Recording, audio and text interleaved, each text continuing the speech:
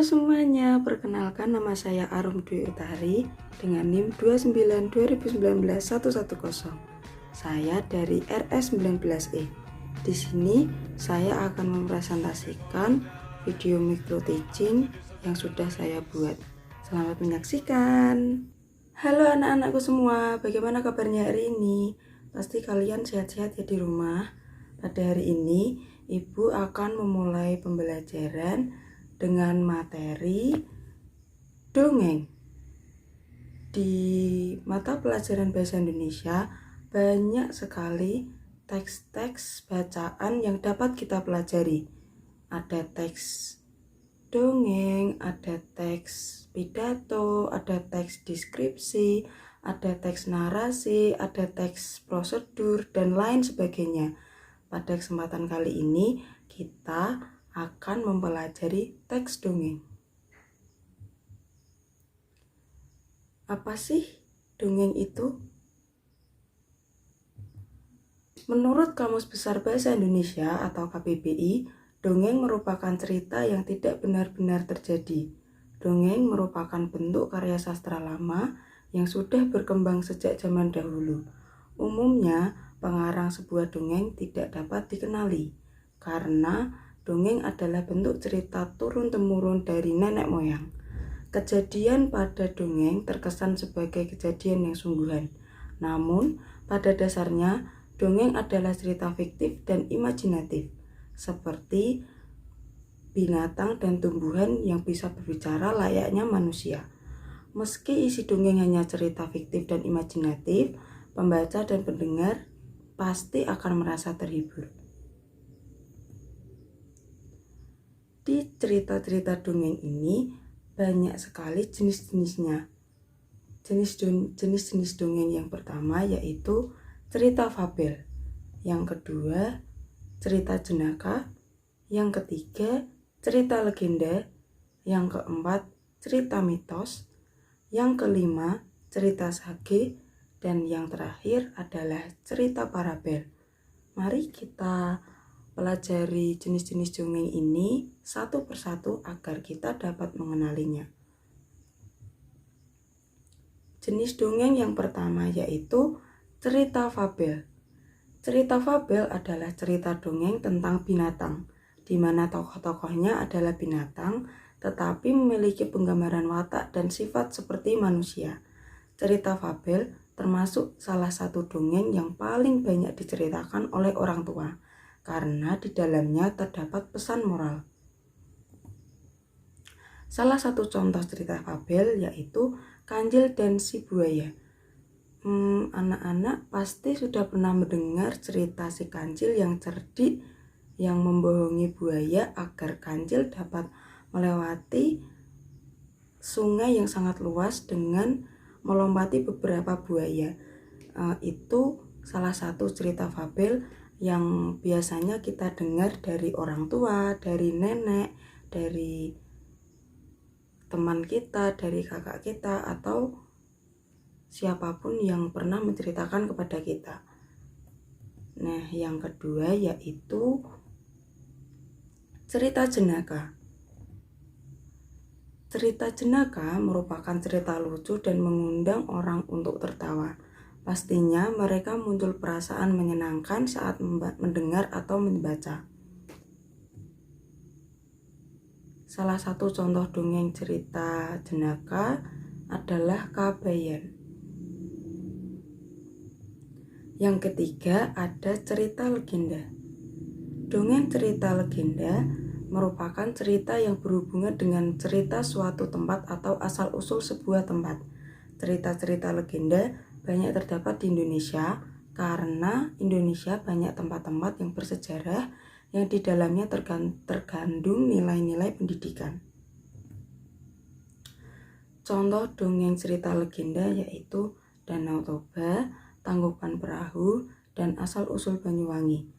Kita sudah pernah mendengar pasti cerita Tangkuban Perahu yang ada salah satu orang atau anak itu sangat murka kepada ibunya, dan dia ceritanya itu menendang sebuah perahu, dan setelah itu perahunya menjadi gunung tangkuban perahu.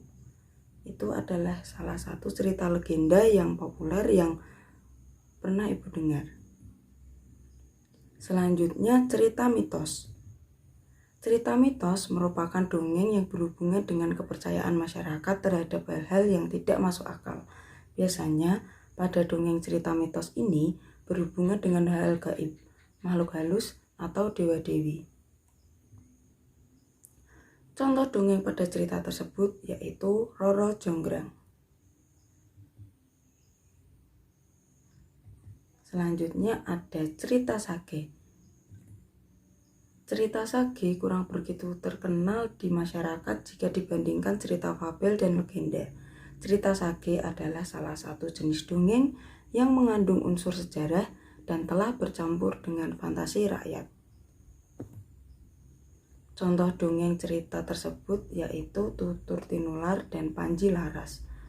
Ini juga termasuk dongeng yang mengandung sejarah tetapi telah bercampur dengan imajinasi-imajinasi rakyat dan fantasi-fantasi rakyat yang ada di situ. Lalu yang terakhir adalah cerita parabel. Cerita parabel merupakan salah satu dongeng yang kurang populer di masyarakat. Padahal dongeng-dongeng parabel merupakan cerita yang berisi unsur pendidikan dan keagamaan. Contoh dongeng cerita parabel yaitu Damar Wulan dan Sepasang Selo Putih. Nah, di sini Ibu punya contoh suatu dongeng dengan judul Ayam Jago Baru. Ibu akan membacakannya, kalian menyimak ya. Ada ayam jago baru di suatu dusun. Dia datang dari kota yang jauh sekali. Suatu ketika, ayam jago terjaga dari tidurnya. Matanya yang masih mengantuk perlahan terbuka. Di langit, dia melihat benda bundar berwarna kuning keemasan. Itu pasti matahari, pikirnya. Walaupun dia masih ngantuk, dia melompat ke atas pagar. Kukuruyuk, hari sudah pagi, kokoknya keras-keras.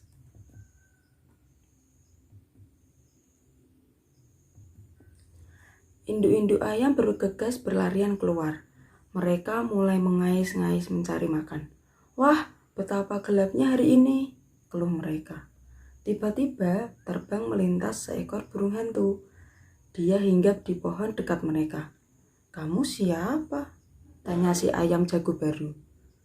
Aku burung hantu, jawabnya. Hai, mengapa kalian ribut-ribut di tengah malam begini? Si ayam jago itu tadi berkokok, itu tanda hari sudah pagi, ujar induk-induk ayam itu. Mereka kemudian ribut bergumam. Si burung hantu menepukkan sayapnya meminta mereka tenang. Iya, itu matahari sudah terbit di langit, ujar si jago. Si burung hantu tertawa terbahak-bahak. Itu bukan matahari, itu adalah bulan purnama, katanya. Induk-induk ayam kembali bergumam. Mereka kembali ke tempat masing-masing dan tidur lagi. Si ayam jago baru merasa malu. Dia berjanji besok lagi akan membuka kedua matanya lebar-lebar. Dia harus yakin yang dilihatnya adalah matahari. Setelah itu baru dia akan berkokok. Nah, ini tadi contoh cerita dongeng yang bisa kita pelajari, dan biasanya contoh dongeng itu ada pesan-pesannya atau ada amanatnya agar kita bisa mengambil pesan-pesan dari cerita itu. Cerita dongeng ini termasuk cerita fabel karena tokoh-tokohnya adalah binatang. Tadi yang Ibu sebutkan adalah binatang-binatang yang bisa berbicara seperti manusia. Nah, di sini juga begitu, ada si ayam jago, ada burung hantu, ada anak-anak ayam dan induk-induk ayam yang bergegas keluar tadi. Nah, itu seolah-olah tokoh-tokoh hewan itu seperti manusia, dapat berbicara, dapat beraktivitas, dan gerak-geriknya itu seperti manusia. Nah, ini adalah contoh cerita fabel. Lalu selain jenis-jenis cerita dongeng, ada juga hal-hal yang harus diperhatikan saat membaca dongeng, yaitu yang pertama adalah lafal. Mengucapkan kata dengan tepat, menggunakan frasa yang tepat, bukan kata demi kata. Jadi, lafal itu adalah pengucapan kata dan kalimat yang kita ucapkan itu sudah jelas atau belum. Nah, itu harus diperhatikan karena jika kata-kata terlalu terbelit-belit dan kata-katanya kita sulit dimengerti oleh orang, berarti pendengarnya nanti akan sulit memahami cerita dongeng tersebut. Lalu yang kedua yaitu intonasi suara. Kalimat yang diakhiri dengan tanda titik, intonasinya suaranya datar. Kalimat yang diakhiri tanda tanya, intonasi suaranya menurun. Kalimat yang diakhiri tanda seru, intonasinya suaranya agak naik. Contohnya tadi ada kalimat ada seekor ayam jago baru di dusun. Nah, itu tanda bacanya tanda titik. Jadi suaranya datar. Yang kedua juga ada tanda tanya. Contohnya siapa kamu? Nah, itu adalah kalimat yang diakhiri tanda tanya dan intonasi suaranya menurun. Lalu ada juga yang diakhiri tanda seru, intonasinya agak naik. Wah, itu bukan matahari, itu adalah bulan purnama. Nah, itu contoh kalimat yang intonasinya suaranya agak naik dan diakhiri tanda seru. Yang ketiga adalah ekspresi. Pembaca saat membaca dengan penuh perasaan. Jadi jika ada kalimat yang menggunakan atau memakai intonasi-intonasi yang sedih, berarti kita juga akan berekspresi sedih karena kita akan membawakan dan membacakan kalimat itu dan orang-orang melihat kita juga. Lalu jika ada sebuah kalimat yang memakai atau menggunakan kata-kata yang gembira, senang, nah kita juga akan berekspresi layaknya kita ada di cerita itu, kita bergembira gitu. Yang selanjutnya ada tanda baca. Jika saat membaca bertemu tanda koma, maka pembaca berhenti sebentar lalu dilanjutkan kembali. Jika saat pembaca bertemu tanda titik, maka pembaca berhenti kemudian mulai membaca kalimat berikutnya. Nah, jika ada kalimat yang ada tanda koma, itu kita berhenti sejenak dan itu adalah jeda di kalimat tersebut. Lalu yang terakhir adalah suara lantang dan dapat didengar oleh orang lain dengan jelas. Jadi kita saat membaca dongeng, jangan kita berbisik-bisik, tapi kita juga menggunakan suara kita dengan keras dan lantang. Karena jika kita membacanya berbisik-bisik, nanti yang dengar kita sendiri. Padahal kita membaca dongeng itu ke pendengar atau orang lain yang memperhatikan kita. Nah, itu semua adalah hal-hal yang harus diperhatikan saat membaca dongeng.